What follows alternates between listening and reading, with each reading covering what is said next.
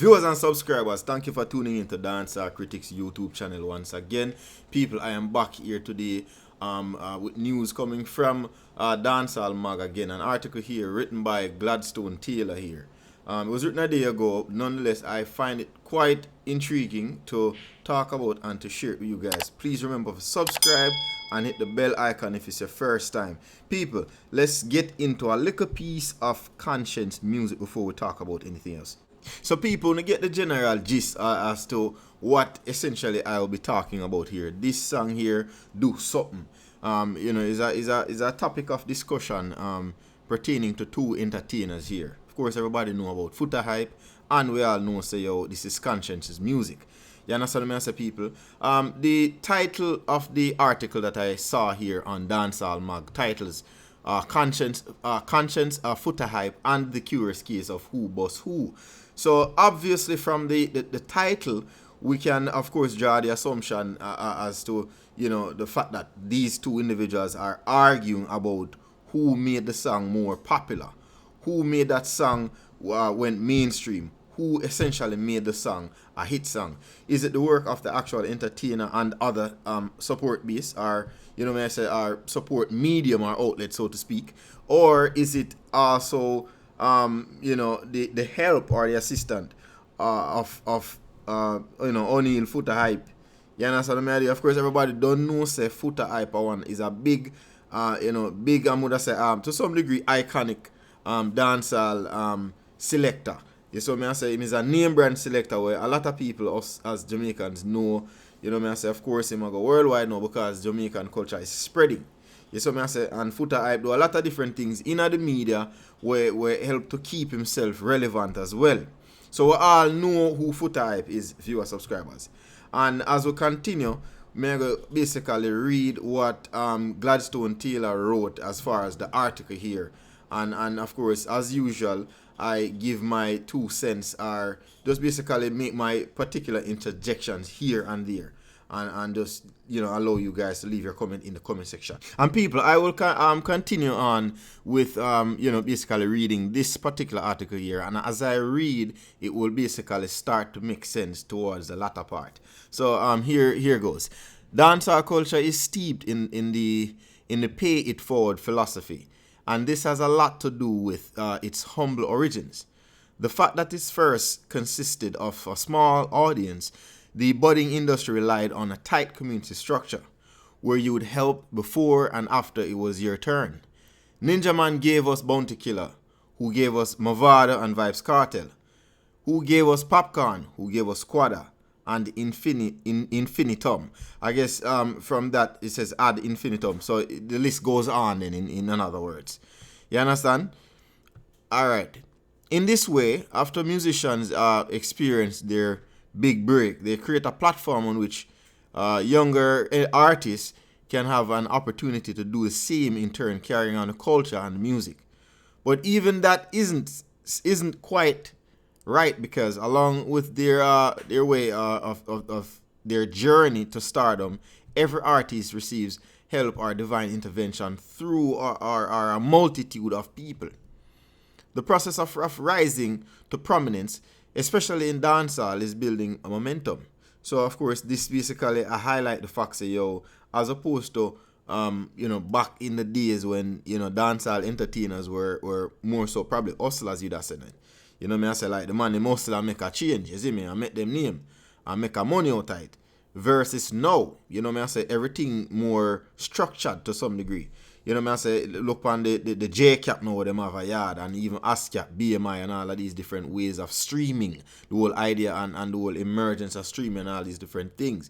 I said, that also helped to, in the whole mentioning here of dancehall is building a momentum as far as people's prominency and all of these things, because we look upon the Massacre, we look upon the Alkaline, not to mention Papi, I say, among some of the young entertainers who are entering into the game.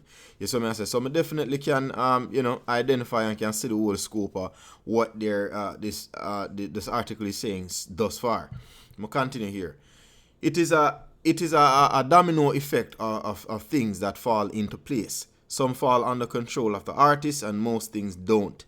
Of course, we understand, well, not everybody understands, say, some artists have ownership or rights to, while other material and so forth, which of course they may have put their music on, them not own a right to based on contractual bindings and so forth and or restrictions.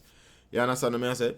So one thing we have to also bear in mind as entertainers, we have to find ways of making sure that we capitalize on everything that we are owed. So nobody shall change on yourself, dog. You see me? So I feel like somebody did have to mention that just the fact that I read that little part they talk about the domino effect. You know what I mean? I say things fall into place, some fall under control of the artist and some things don't. You see what I mean? So we have to really pay close attention. Alright, I'm going to continue here now. But if they want to keep playing the game, they have to step where the way is made. So may I say? So that's why enough you try to go through a bounty killer figure to try to get that kind of blessing there, so to speak. So may I say, speaking of which, that's why I have to big up Massacre and especially Maestro done recently do a collaboration with Bounty Killer. That right, that's a kind of moves like them, they kind of embody the whole part where the author mentioned. But if they want to keep playing the game, they have to step where the way is made.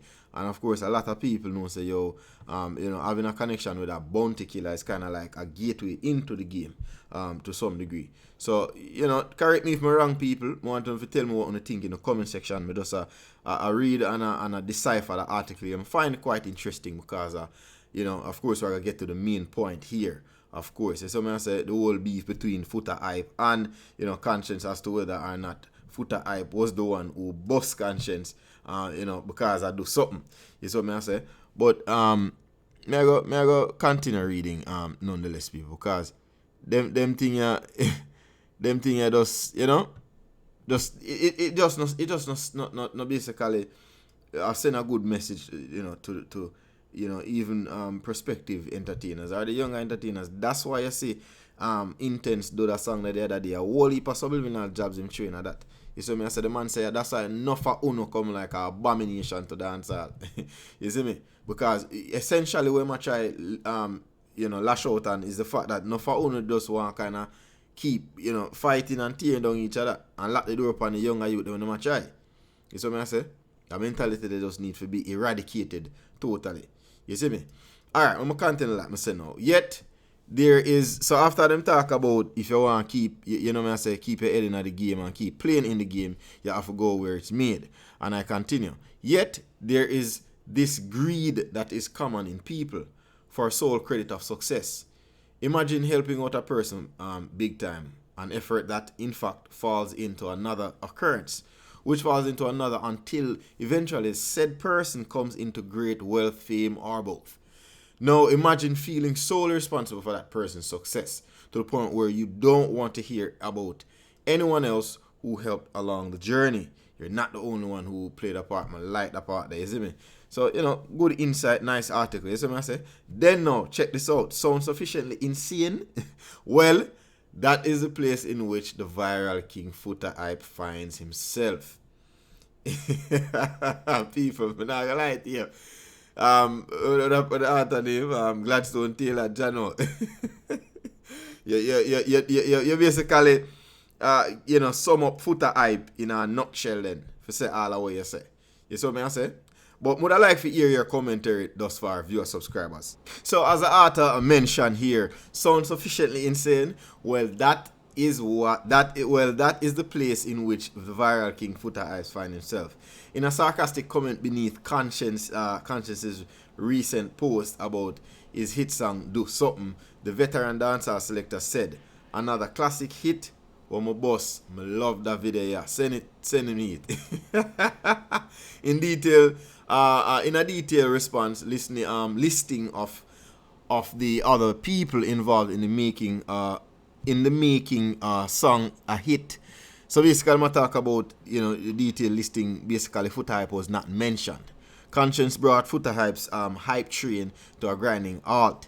You see what I say? And the article continues here. It says, Footahype later went on Instagram live to vent, insinuating that highlighting the many other contributions made is just some sort of excuse not to give him his due credit.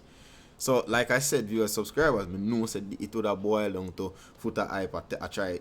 Well, people want to tell me if I'm wrong. Maybe Footahype feel like say him deserve something here. What do you think, viewers, subscribers? Me nah just bash him. I want to hear your opinion. You understand me? I say, of course, he went on to say some other things about his feelings that would surprise no one at this point. This is a fairly common occurrence in dancehall.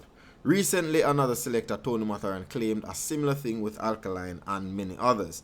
So the question is, again, what is the root of this seeming obsession that people in music have with the delusion seen of being responsible for the success of artists?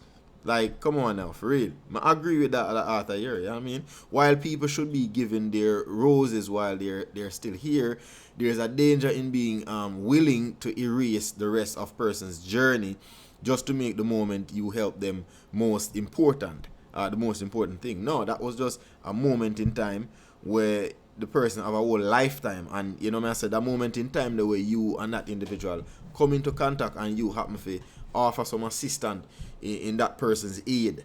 You know, that's just a very small moment. You know, that individual may look at it the same way, and you in that moment, in that particular mindset, might think of it as something major. You know me I say? And that person might as well. So there's just multiple ways of viewing certain things, but I agree with the author here saying. Sad to watch, sad to think about.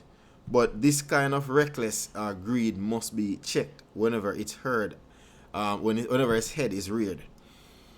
So once basically the author said, once them look at something and come up, we have to clamp down upon it. You see what I say, and kind of put a halt at it, to it, you know what I say, because we need to stop perpetuating them kind of nonsense here in the game of dancehall, essentially. It's terrible for the culture because then we forget the real reason why these things work then and why they work now, which is that we all work together. Will that be achieved, viewers, subscribers, in the game of dancehall? More on if you drop in a comment below and tell me what you think about this article here that was written by Gladstone Taylor. I think it's a very intriguing article and a very very, would I put it, interesting also. Still intriguing same way, but you know, very interesting how you put it to describe Footahype.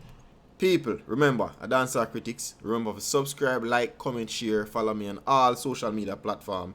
In fact, also go over to the Wise Family 5 and follow me over there too. You saw me as a people. Remember, Dancehall Critics, and I'm out.